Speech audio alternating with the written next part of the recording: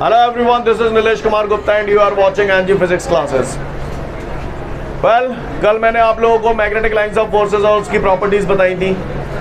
आज उसी कड़ी में हम लोग आगे बढ़ रहे हैं। आज हमारे सामने जो अगला क्वेश्चन है वो बोल रहा है derive the relation for the intensity of magnetic field due to a short bar magnet in end on position, या फिर लॉन्गिट्यूडनल पोजीशन, क्लियर, या फिर एक्सियल पोजीशन। ये सब एक ही बात होती है, क्लियर। क्वेश्चन अब यार 2 मिनट बाद समझेंगे। पहले कुछ छोटी छोटी जनरल बातें कर रहा हूँ, उनको ध्यान से देखिएगा आप लोग ऑन द बोर्ड, क्लियर। उसके बाद मैं क्वेश्चन पे आऊँगा। आज से 1-2 दिन पहले आपको ये पढ़ाया गया था कि जैसे ये कोई एक सिंगल पोल है, स्मॉल एम, क्लियर। इसकी पोल स्ट्रेंथ कितनी है पोल की? क्या मान के चलो ये कोई नॉर्थ पोल है जिसकी पोल स्ट्रेंथ स्मॉल एम है। इससे r डिस्टेंस पे कोई पॉइंट है, उस पॉइंट पर अपन ने इंटेंसिटी ऑफ मैग्नेटिक फील्ड का फॉर्मूला पढ़ा था, अगर आपको याद हो तो B बराबर μ0/4πm/r²। बोलो भैया पढ़ा है कि नहीं पढ़ा? मालूम है? लिसन एवरीवन, इस पोल के कारण इस पॉइंट पर मैग्नेटिक फील्ड निकाल रहे हैं, तो पोल से लेके पॉइंट तक का डिस्टेंस लेंगे। कितना डिस्टेंस है? r, तो ये r लिखा हुआ है, क्लियर। अगर मान के चलिए पॉइंट यहाँ होने की बजाय यहाँ होता और यहाँ से यहाँ तक का डिस्टेंस ये L होता, तो इस पोल के कारण इस पॉइंट पर मैग्नेटिक फील्ड निकालने के लिए यही फॉर्मूला क्या हो जाता? μ0/4πm/r²। तो इस पोल से यहाँ तक का डिस्टेंस लेंगे, तो ये r है, ये L है, तो इसे ऐसे लिखूँ r+L का होल स्क्वायर। अभी करूँगा इसलिए बोल रहा हूँ। समझ में आया जो बोला? बोलो भैया, अच्छी बात है। अगर आप मेरी ये बात समझ गए हो तो फिर मैं आगे बढ़ता हूँ और आगे की बात करता हूँ। ध्यान से सुनेंगे हम लोग, ठीक है। लुक एवरीवन, पहले मुझे एक बात बताओ, सोच समझ के जवाब देना सभी लोग, ठीक है। क्वेश्चन अभी हम लोग 2 मिनट बाद समझेंगे। पहले इधर देखिएगा ऑन द बोर्ड। ये एक ऑब्जेक्ट है, कुत्ता जालन खींच रहा 5 न्यूटन थे, बिल्ली जालन खींच रही है 3 न्यूटन से। तो मुझे बता सकते हो इस पर नेट फोर्स कितना है? 2 न्यूटन। समझ में आया आप सभी को? नेट फोर्स निकालने के लिए आपको मालूम है जब डायरेक्शन अपोजिट होती है तो माइनस कर देते हैं, बड़े में से छोटा घटा देते हैं। तो 5 - 3 यानी कि 2 में आपकी समझ गया। आप मेरी 5 - 3 नहीं समझ पा रहे? 5 - 3 हो जाएगा इसका रिजल्टेंट, है ना। बड़े में से छोटा घटा दिया, बात पल्ले पड़ रही है? अच्छी बात। अच्छा मुझे एक बात और बताओ,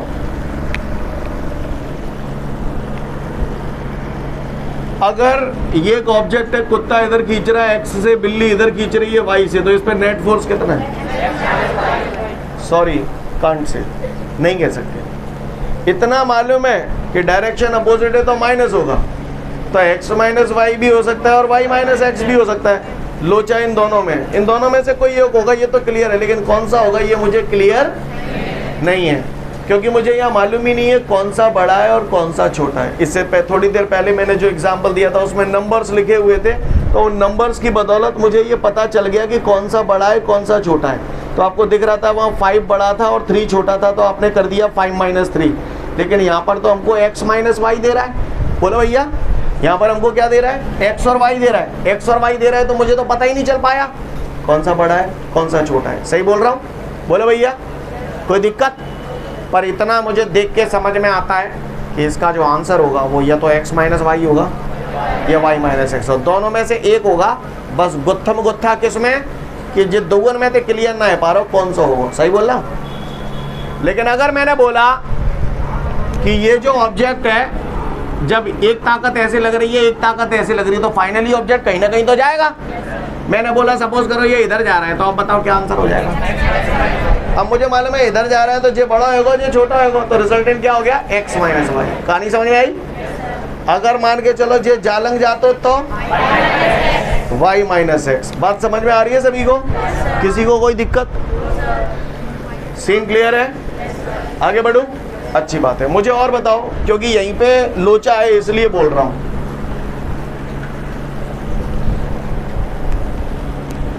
एक बात बताओ, ये एक टावर है और ये दूसरा टावर है, ठीक है जी। यहाँ पर आप खड़े हो तो आपके निपटने के चांसेस कौन से टावर से ज्यादा हैं? ये दोनों टावर की कैपेसिटी सेम है, दोनों की पावर सेम है, दोनों से जो इलेक्ट्रिक फील्ड पैदा होगा वो सेम होगा। तो आप बताओ आपके निपटने के चांसेस इस टावर से ज्यादा होंगे या इस टावर से? इस वाले से, पास वाले का इम्पैक्ट ज्यादा होगा, मानते हो? अब इस बात को यहीं भूल जाओ, अब फिर से सुनो, मान के चलो, सोच समझ के जवाब देना, चूतियों की तरह रिएक्ट मत करना। ये वाला टावर आपको इस तरफ फेंक रहा है E1 ताकत से, ये वाला टावर आपको इधर फेंक रहा है E2 ताकत से, तो कौन सी ताकत बड़ी होगी? E2 बड़ी होगी E1। तो बताओ यहाँ पर नेट इलेक्ट्रिक फील्ड क्या हो जाएगा? E2 minus E1। कहानी समझ में आई क्यों? या मान के चलो मैं अगर ऐसे बोलता कि भैया ये वाला जो टावर है वो इसे इधर फेंक रहा है E1 से, ये वाला टावर इधर फेंक रहा है E1 से, ये वाला टावर इधर फेंक रहा है E2 से, अब क्या होगा? E1 माइनस, क्योंकि कुल मिला के बाद जे जा पे असर जा को ज्यादा होगा, और जे जाए जालंग फेंक रहे हो तो E1 बड़ा होगा, तो E1 माइनस E2 है। जाओ, कहानी समझ में आई? जो बोला आपको पल्ले पड़ा, पड़ गया पल्ले, ठीक है। कौन सो है ये? बहुत थाप पड़ेंगी, गालते गाल मिल जाएंगे, चूतिया। चलिए तो आगे बढ़ते हैं। अब हम समझते हैं क्वेश्चन क्या है। इससे पहले कि क्वेश्चन पढ़ाऊं, मुझे ये और बता दो, मैंने आपको एक समय पे बताया था कैपिटल M बराबर क्या रिलेशन होता है? Small m into 12। क्या हम लोग वाकिफ हैं इस बात से? सभी लोगों को क्लियर है? किसी को कोई दिक्कत? तो हम सब जानते हैं कैपिटल M बराबर स्मॉल m इंटू 12। अब मैं आपको ये क्वेश्चन समझा रहा हूँ। सबसे पहले हम क्वेश्चन समझेंगे एग्जैक्टली है क्या, ठीक है? चलिए देखते हैं। वो कह रहा है एक मैग्नेट है, क्या है? ये मैंने यहाँ पर एक बढ़िया फर्स्ट क्लास मैग्नेट बना दिया। मैग्नेट बनाना तो मैंने सुना है आपके बाएं हाथ का खेल है। ये मैग्नेट का मिड पॉइंट है, वो दोनों पॉइंटों के बीच का डिस्टेंस अपन 2L मानते थे। अगर O मिड पॉइंट है और ये पूरा डिस्टेंस 2L है, तो what about this? What about this? Sirri बता देगा। सीन क्लियर है? सुना है ये जो डॉटेड डॉटेड लाइन है उसे मैग्नेट का एक्सिस बोलते हैं। इस एक्सिस को मैंने और आगे बढ़ाया और मुझसे कहा जा रहा है कि मैं इस पॉइंट पर इंटेंसिटी ऑफ मैग्नेटिक फील्ड की वैल्यू कैलकुलेट करूं। इस पॉइंट पर इंटेंसिटी ऑफ मैग्नेटिक फील्ड की वैल्यू कैलकुलेट करूं। मैंने मान लिया इस पॉइंट P का मैग्नेट के सेंटर O से जो डिस्टेंस है that is R। Scene clear है? और यही उसका क्वेश्चन है। क्वेश्चन समझेंगे सबसे पहले। वो मुझसे बोल रहा है derive the relation for the intensity of magnetic field at any point due to a short bar magnet in axial position. Axial position का मतलब ये है कि ये जो पॉइंट है वो एक्सिस पे ही होगा, चाहे जालंग मान लो तो ठीक या जालंग मान लेते तो ठीक। क्लियर? और कहीं नहीं मान सकते आप पॉइंट। कहानी समझ में आ रही है? Again I repeat the question. He is telling you drive the relation for the intensity of magnetic field at any point due to a short bar magnet in axial position. Axial position का ही दूसरा नाम है end on position और इसका तीसरा नाम है longitudinal position। कहानी समझ में आई? सीन क्लियर है? तो एक बार लास्ट बार फिर से क्वेश्चन बोल रहा हूँ। He is telling you drive the relation for the intensity of magnetic field at any point due to a short bar magnet in end on position, in axial position, in longitudinal position। Clear है? यानी कुल मिला के वो तो यहाँ पूछ रहा है कि जा पॉइंट पे इंटेंसिटी ऑफ मैग्नेटिक फील्ड कितने को वो, तो भैया किसी भी पॉइंट पर मैग्नेटिक फील्ड पैदा होने के लिए जिम्मेदार कौन? पोल्स। अच्छा, इसको भी थोड़ी देर बात करूंगा, अभी रुको। क्वेश्चन तो समझ में आ गया ना क्या है? पहले मुझे बताओ, ये चित्र तुम्हें साफ दिख रहा है, मुझे बताओ N से लेके P तक का डिस्टेंस कितना है इसमें? तो मुझे दिख रहा है जनते जन्नों को तो ये R है और ये जनते जन्नों का छोटा सा टुकड़ा ये L है, तो ये N से लेके P तक का डिस्टेंस R प्लस L हो जाएगा। ये बात आपको एग्री करते हैं आप लोग इस बात से? हैं? अच्छा, अगर मैं पूछूं S से लेके P तक का डिस्टेंस कितना है, तो मुझे दिख रहा है भैया ये पूरा टुकड़ा R है, पर ये R तो नहीं को आगे ना चलोगे R ये तो इतेक में थे जेवा टुकड़ा माइनस कर देंगे, जो R में थे जाए अगर माइनस कर देंगे तो यही तो बचेगा। तो S से लेके P तक का डिस्टेंस कितना है? R minus L। समझ में आया R माइनस L क्यों बोला? खैर, तो गोली मारो। एक बार फिर से क्वेश्चन बोल रहा हूँ। He is telling you drive the relation for the intensity of magnetic field at any point due to a short bar magnet in end on position, in axial position, in longitudinal position। तो करूँ शुरुआत। किसी भी point पर magnetic field पैदा होने के लिए जिम्मेदार कौन होता है? यहाँ पर कितने पोल्स हैं? कौन कौन से हैं? यानी इस पॉइंट पर अगर मैग्नेटिक फील्ड पैदा होगा तो उसके लिए जिम्मेदार है north pole and south pole. तो एक एक करके दोनों पोलों की वजह से हम मैग्नेटिक फील्ड निकालते हैं। क्लियर? तो मैं यहाँ लिख रहा हूं, गौर से देखिएगा सभी लोग। Intensity of magnetic field at point, short में लिख दिया, समझ जाओगे ना। Intensity of magnetic field at point P due to north pole. सबसे पहले मैं नॉर्थ पोल की वजह से बात कर रहा हूं, ठीक है। अब आप बताओ जरा मुझे, ये जो नॉर्थ पोल है इसके कारण इस पॉइंट पर मैग्नेटिक फील्ड की डायरेक्शन किस तरफ होगी भैया, बताओ। ऐसे या ऐसे? मैंने आपको कल परसों बताया था, जिस पॉइंट पे डायरेक्शन निकालनी होती है वहां नॉर्थ अज्यूम कर लेते हैं। तो ये भी नॉर्थ है, ये भी नॉर्थ है, सेम पोल हो गए, तो रिपल से फोर्स लगेगा। तो ये ऐसे जाओ, जान जाओ। तो इस मैग्नेटिक फील्ड को मैंने नाम दे दिया B1। कहानी समझ में आ रही है? तो बताओ भैया, intensity of magnetic field at any point due to a single pole, क्या फॉर्मूला है? μ0/4π m/r²। m इसकी पोल स्ट्रेंथ हो गई इस पोल की, क्लियर, अपॉन r²। तो भैया इस पोल के कारण इस पॉइंट पे निकाल लें, तो यहां से यहां तक का डिस्टेंस कितना है? तो r + l का होल स्क्वायर, ठीक है। इस मैग्नेटिक फील्ड को आपने B1 नाम दिया, इसलिए मैंने इसे B1 लिखा। सीन क्लियर है? जाकी डायरेक्शन कैसे जा रही है? कैसे जा रही है? यानी N से P की तरफ इशारा हो रहा है ऐसे, तो इसलिए मैं इसे लिखूंगा यहाँ पर NP वेक्टर। कहानी समझ में आई बेटा? Equation number 1 clear. ये तो नॉर्थ पोल के कारण आ गई। अब किसके कारण निकालें? साउथ पोल के कारण। तो ऐसे ही सेम लिखेंगे, intensity of magnetic field at point P due to south pole. Scene clear है? मैंने रामायण नहीं लिखी, समझ गए ना आप लोग? चलो बताओ जरा मुझे फटाफट, इस साउथ पोल के कारण, दिख रहा है ना सबको, इस ये जो साउथ पोल है, साउथ पोल के कारण इस पॉइंट पर मैग्नेटिक फील्ड की डायरेक्शन किधर होगी? इधर होगी, क्योंकि नॉर्थ मानेंगे यहाँ पर, साउथ नॉर्थ है डायरेक्शन। तो ये ऐसे जाओ, जान जाओ, क्या नाम दे तुम जाए? महान है B2। फिर वही कहानी, intensity of magnetic field at any point due to a single pole का फॉर्मूला है μ0/4π m/r²। तो इस पोल के कारण इस पॉइंट पे निकालने, तो यहां से यहां तक का डिस्टेंस कितना है? समझ गए ना? r-l क्यों? बोलो भैया। डायरेक्शन जाकी कैसे आ रही? B2 की ऐसे आ रही है, P से S की तरफ आ रही है, ES vector. Equation number 2। Scene clear है? अब वो परेशानी, तो पॉइंट P पर दो मैग्नेटिक फील्ड पैदा हो रहे हैं। एक है B1, दिख रहा है आपको चित्र में? पॉइंट B पे दो मैग्नेटिक फील्ड पैदा हो रहे हैं। एक B1, ये कौन से पोल की वजह से है? नॉर्थ पोल की वजह से ऐसे आओ, तो साउथ पोल की वजह से ऐसे आ रहा है। कौन सा बड़ा है? समझ गए ना? क्योंकि इस पॉइंट पे इफेक्ट इस पोल का ज्यादा होगा और साउथ पोल जहाँ जालंग फेंक रहा है, तो कौन बड़ा हुआ, कौन छोटा हुआ? तो बताओ नेट मैग्नेटिक फील्ड कितना हो जाएगा? B2 minus.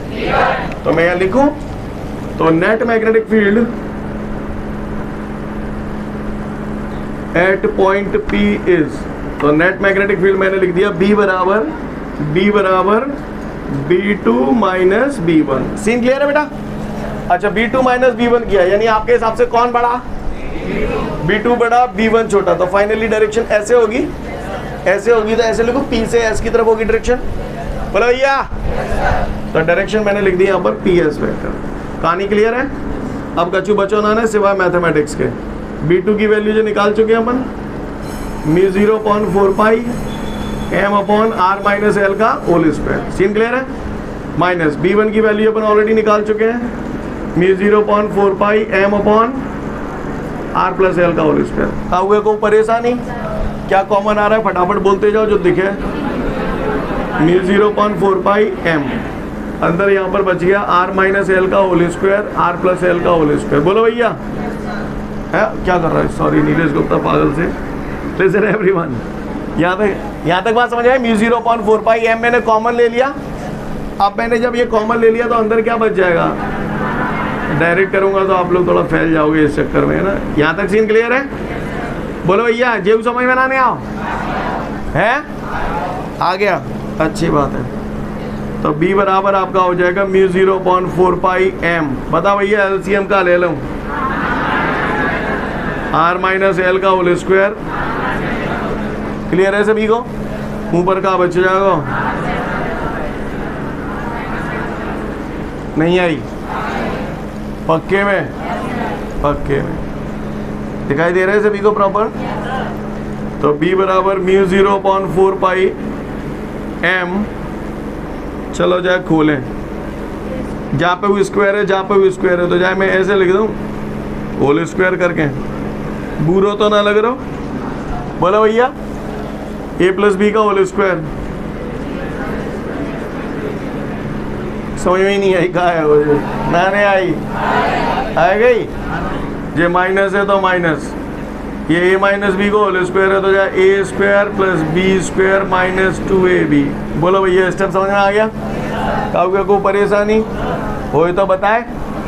तो गौर से देखिए, जे आर स्क्वायर प्लस के माइनस अंदर बैठ जाएगा तो आर स्क्वायर कटी जाएंगे, एल स्क्वायर 2l आते 2lr कट जाएंगे। अच्छा नहीं कटेंगे, समझ रहे हो मतलब है? आगे देखते हैं। तो ये हुआ हमारा b बराबर म्यू 0/4 पाई m, ठीक है। ये मैंने ब्रैकेट लगाया, बढ़िया फर्स्ट क्लास। गौर से देखिएगा सभी लोग ऑन द बोर्ड, है ना? देखिए ध्यान से, ये दिखाई दे रहा है आप सभी को? a minus b into a plus b क्या होता है? तो a square minus b square, और होल स्क्वायर है तो बढ़िया, चक होल स्क्वायर लगा दो, बढ़िया लगाया हूँ। क्लियर है? गौर से देखिएगा, माइनस माइनस तो प्लस के 2lr और प्लस के 2lr, बोलो 4lr है, ऐसे लिख दो 2 इंटू 2lr। का गलत कर दो मैंने लाला रे, कचू गलत कर दो मैंने, कचू नहीं, आ जाओ। तो b बराबर त्याई है गई म्यू 0/4 पाई। देखत रही हो लल्ला, देखो देखो, m इंटू 2l कैपिटल है। अब कहा बच गो न्यूमरेटर में, तो जे मैंने बढ़िया 2r। सीन क्लियर है? और जे भैंसों की आप महान हैं। ये रिलेशन आ गया, b बराबर म्यू 0/4 पाई 2mr upon r square minus l square का होल स्क्वायर। आगे बढ़ते हैं। If r is greater than l, r बहुत बड़ा है l से, इसका मतलब समझते हैं आप लोग? वैसे तो मैंने चैप्टर 1 में भी बताया था, आज फिर बता रहा हूं। r बहुत बड़ा है l से, इसका मतलब समझने की कोशिश करें। r पॉइंट o से लेके पॉइंट p तक का डिस्टेंस है r। अब वो, और l देखो, l ये है केवल, बोलो भैया, कह रहा है r बहुत बड़ा है l से, यानी r बहुत बड़ा है। इसका मतलब ये है कि ये जो पॉइंट P है ना, वो मैग्नेट के सेंटर O से बहुत ज़्यादा डिस्टेंस पे है, और उसके कॉम्परेटिवली L की वैल्यू बहुत ज़्यादा, L बहुत ज़्यादा छोटा हो गया। यानी मैग्नेट एक स्मॉल मैग्नेट है या बहुत बड़ा मैग्नेट है? स्मॉल मैग्नेट है, इसीलिए हमने बोला है शॉर्ट बार मैग्नेट। क्लियर है? खैर, तो अगर R बहुत बड़ा है L से, तो यहाँ पर L कैसा हो गया? नेग्लिजिबल हो गया। फिजिक्स में जो चीज़ें बहुत ज़्यादा छोटी होती हैं उसे हम लोग नेग्लिजिबल कंसीडर कर लेते हैं। तो यहाँ नेग्लिजिबल कौन हुआ? तो L की जगह क्या चमका देंगे? तो L की जगह 0 धर देंगे, तो जे अपनो है जागो B बराबर म्यू 0/4 पाई 2mr अपॉन, ये तो 0 है, r स्क्वायर का स्क्वायर, तो कितने का जाओ? और r से r की पावर 4 कैंसिल करूंगा तो मैं आ जाएगा म्यू 0/4 पाई 2m अपॉन r क्यूब। कहानी क्लियर है? न्यूटन पर एम्पियर मीटर का CGS सिस्टम में निकालना हो तो क्या करेंगे? अब ये सब चीजें मैं बतावे की जरूरत तो इतना ने। सीन क्लियर है? कर ले हुए अल्ले हुए। अब मैं इसकी लैंग्वेज बोल रहा हूँ, गौर से सुनिएगा। In figure there is a bar magnet NS. The distance between the two poles is 2L. The midpoint of the magnet is O. We want to determine the intensity of magnetic field at point P, which is at a distance small r from the center O of the magnet in end-on position. Then according to the figure. कहानी समझ में आई? Again I repeat. Language फिर से सुन लें। In figure there is a bar magnet NS, the mid point of the magnet is O, the distance between the two pole is 2L। We want to determine the intensity of magnetic field at point P, which is at a distance small r from the center O of the magnet in end-on position. Then according to the figure. Scene clear है? कर पाएंगे?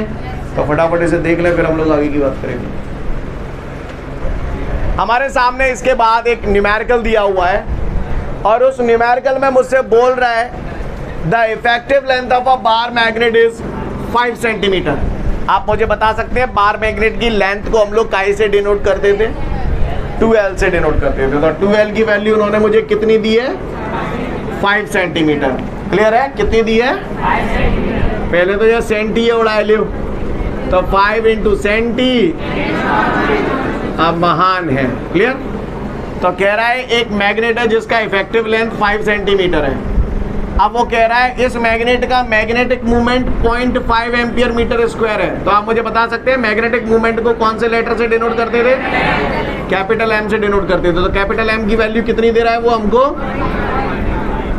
0.5 ampere metre square. कहानी समझ में आ रही है ना आप सभी को? किसी को कोई दिक्कत? अब वो कह रहा है ये जो मैग्नेट है जिसका इफेक्टिव लेंथ 5 सेंटीमीटर है और magnetic movement 0.5 ampere metre square है, उसके कारण मैंने पहले बना लेता हूँ, इस मैग्नेट के कारण मैग्नेट की इफेक्टिव लेंथ हमको दे दी है और उसका मैग्नेटिक मूवमेंट दे दिया। वो कह रहा है इस मैग्नेट के सेंटर से, ये सेंटर हो गया, इस मैग्नेट के सेंटर से 50 सेंटीमीटर के डिस्टेंस पे एक्सियल पोजीशन में। तो याद आ रहा है ये आर की वैल्यू दे रहा है आपको 50 सेंटीमीटर। कहानी समझ में आ रही है? तो कह रहा है मैग्नेट के सेंटर से 50 सेंटीमीटर के डिस्टेंस पे एक्सियल पोजीशन में इंटेंसिटी ऑफ मैग्नेटिक फील्ड की वैल्यू कैलकुलेट करूं। क्वेश्चन समझ में आ गया भैया सभी को? 50 सेंटीमीटर सेंटी। सीन क्लियर है सभी को? काहुए को परेशानी? तो बता भैया इंटेंसिटी ऑफ मैग्नेटिक फील्ड क्या फॉर्मूला है? एक्सियल पोजीशन में हम लोगों ने फॉर्मूला पढ़ा था, अगर याद हो तो आपको। B बराबर μ0 upon 4 pi 2m upon r cube. काहुए को परेशानी? μ0 अपॉन 4 पाई की वैल्यू कितनी होती है? -7 इंटू 2 इंटू m कितना है? 0.5 upon r 50 into 10 to the power -2 cube है। तो अब तो सॉल्व कर ले नहीं कर ले? जब आप इसे सॉल्व करेंगे तो आपका आंसर जो आएगा 8 into 10 to the power -7 newton per ampere metre. उम्मीद करता हूँ आप लोग समझ गए होंगे मेरी बात को। समझ गए ना? समझ गए? तार लो। आगे बढ़ते हैं।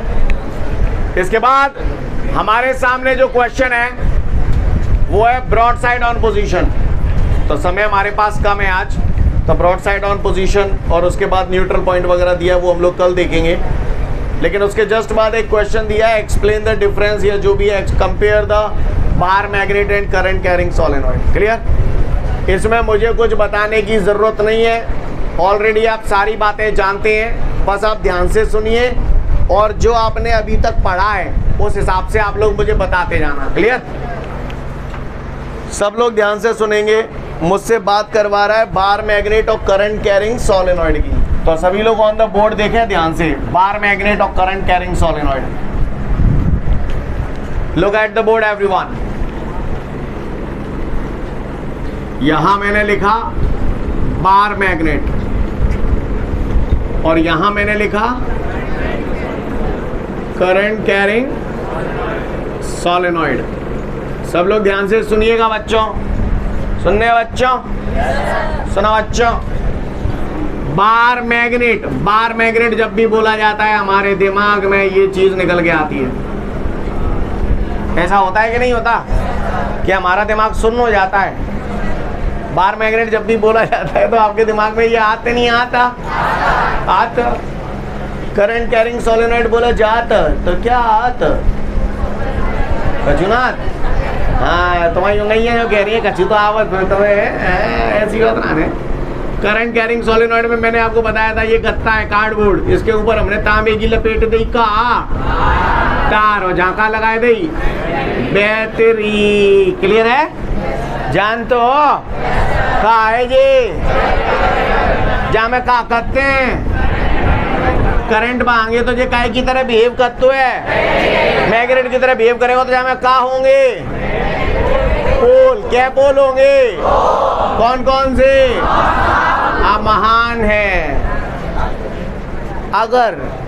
अगर मैं जहाँ मैं करंट बढ़ाऊंगो तो जाको मैग्नेटिज्म मालूम है तुम्हें, क्योंकि अपन ने पढ़ा था। अगर थोड़ा डिटेल में जा रहा हूँ, intensity of magnetic field inside the solenoid B बराबर μ0 Ni, अगर आपको याद हो तो। क्लियर है। तो करंट बढ़ाते जाएंगे तो मैग्नेटिक फील्ड बढ़ता जाएगा। वैसे अपन ने ये सब बातें ऑरस्टेड एक्सपेरिमेंट में भी पढ़ी थी या नहीं पढ़ी थी, तो सुन ले लल्ला। करंट बढ़ाओ तो जाको मैग्नेटिज्म, करंट कम करेंगे तो जाको मैग्नेटिज्म, करंट बाई ना रहता ही। अच्छा, मैग्नेटिज्म ही खत्म हो जाओ, ये भी मैया कही गए नहीं तुमने। अगर करंट बह रहा है तो इसके अंदर मैग्नेटिज्म का लक्षण है नहीं है। अगर इसमें मैग्नेट का लक्षण है तो इसके आसपास जो लोहा लंगड़ पड़े हैं, मैग्नेटिक सब्सटेंस पड़े हैं, तो ये क्या करेगा, इनको खींच लेगा। क्लियर है। ये सब बातें अपन लोग जानते हैं। जहाँ मैं क्या पोल है, कौन कौन से हैं, सिर्री बता देगो। क्लियर है। अच्छा, मुझे एक बात बताओ, आज से 1 या 2 दिन पहले मैंने आपको बताया था, जब भी कोई मैग्नेटिक सब्सटेंस मैग्नेटाइज्ड स्टेट में होता है तो उसके अंदर जो छोटे छोटे एटॉमिक मैग्नेट होते हैं वो कैसे अरेंज होते हैं? जब भी कोई मैग्नेटिक सब्सटेंस मैग्नेटाइज्ड स्टेट में होता है तो उसके अंदर जो छोटे छोटे एटॉमिक मैग्नेट होते हैं वो कैसे अरेंज होते हैं? और जब भी कोई मैग्नेटिक सब्सटेंस अनमैग्नेटाइज्ड स्टेट में होता है तो उसके अंदर जो, मतलब जानकार हो।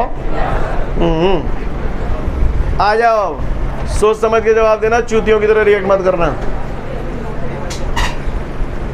जहाँ में क्या बोले और जहाँ में सिमिलैरिटी हो गई, जो में 2 पोल, जो में 2 पोल।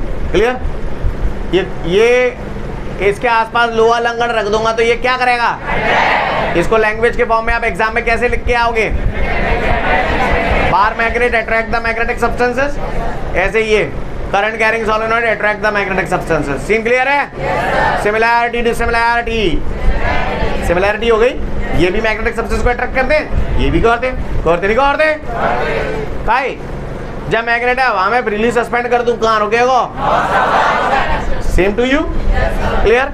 यानी a freely suspended magnet always rest in north south direction. तो भैया ये भी तो मैग्नेट ही है, इसको भी अगर मैं एयर में फ्रीली सस्पेंड करूंगा तो ये भी हमेशा सिमिलैरिटी डिसिमिलैरिटी।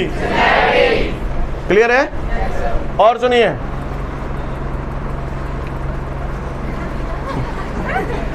इसका जो पोल्स है, ये नॉर्थ पोल है, ये साउथ पोल है।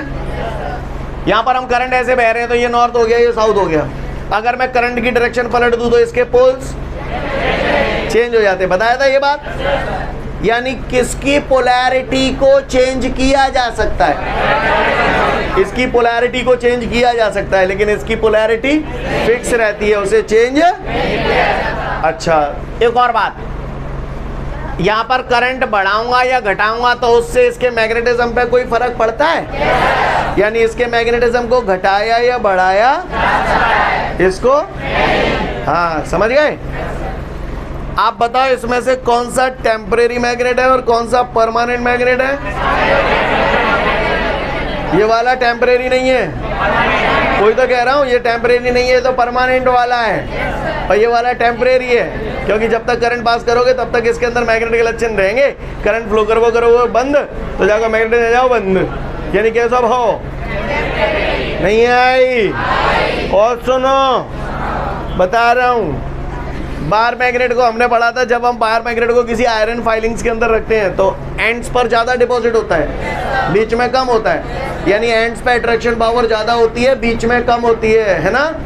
और जहाँ में उल्टा हो जाएगा, सोलेनॉइड में बताया था, एंड्स पर कम होती है, बीच में ज़्यादा होती है। या फिर कुछ लोग ऐसे भी बोलते हैं कि करंट कैरिंग सोलेनॉइड के अंदर यूनिफॉर्म मैग्नेटिक फील्ड होता है। मैंने बताया था उस टाइम पे आपको। क्लियर।